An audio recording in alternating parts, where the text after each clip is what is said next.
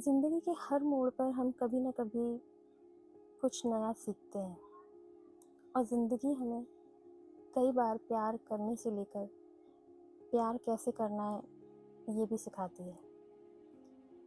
ये मेरी एक रियल स्टोरी है जो मैं यहाँ शेयर करना चाहती हूँ। मैं हमेशा स्ट्रीट कैट्स को खाना देती हूँ, पर एक दिन एक छोटा सा बच्चा लगभग 6-7 महीने का ब्राउन जिंजर कैट मेरे पास आया म्याऊं म्याऊं करते हुए। मैंने उसे भी खाना दिया, लेकिन वो दूसरी बिल्लियों की तरह नहीं था। वो थोड़ा अलग था। वो मुझसे प्यार मांगता था, मेरे पीछे पीछे आता था, मेरे पैरों में लौट जाता था। पता ही नहीं चला कब वो मेरी आदत बन गया। हमने उसका नाम रख दिया टूसी। अब मैं रोज शाम को उसका वेट करती और जैसे ही मैं आती वो भी कहीं से आ जाता। हम उसे आवाज़ देते और वो भागा चला आता। धीरे धीरे वो हमारे कैंपस में ही रहने लगा, जैसे वो भी हमें अपना समझने लगा हो। फिर एक दिन सुबह सब कुछ बदल गया। हमारे गार्ड ने बताया कि उसी का एक्सीडेंट हो गया है। शायद किसी गाड़ी ने उसे टक्कर मार दी है। मैं भाग कर गई, पर वो कहीं नहीं मिला। थोड़ी देर बाद किसी ने बताया कि वो वापस आ गया है। जब मैंने उसे देखा, मेरा दिल टूट गया। उसके मुंह से खून निकल रहा था और उसका एक पंजा टूटकर लटक रहा था। मैंने फ़ौरन सबको बोला कि हमें इसे वेट के पास ले जाना पड़ेगा, लेकिन बिल्ली को पकड़ना इतना आसान नहीं होता। हम सब ने मिलकर कोशिश की, बास्केट टॉवल लेकर उसके पीछे भागते रहे, पर वो डर गया था। वो बार बार छुप जाता, हमसे दूर भागता। एक जगह वो काफ़ी देर तक छुपा रहा और हम भी उसे पकड़ने की कोशिश करते रहे। हमारे कैंपस की बाउंड्री काफ़ी ऊंची थी। हमें लगा कि वो खुद बाहर नहीं जा पाएगा, इसलिए हमने उसे बाहर आने दिया।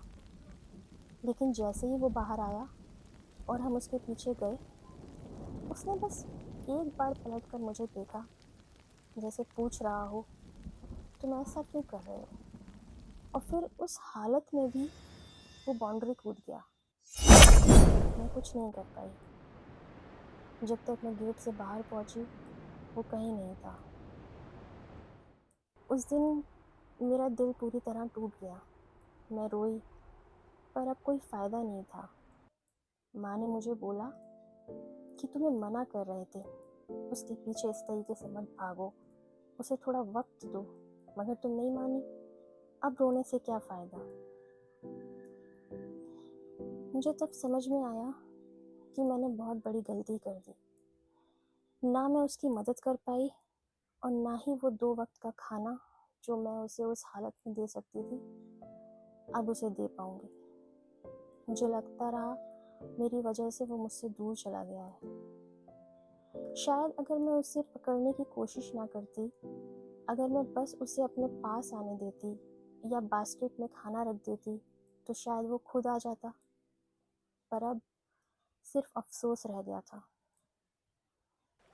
दिन बीत गए, दिन महीनों में बदल गए, पर वो वापस नहीं आया। कुछ महीनों बाद मैंने उसका इंतज़ार करना भी छोड़ दिया। बस एक सवाल रह गया था, पता नहीं वो अब जिंदा भी है या नहीं।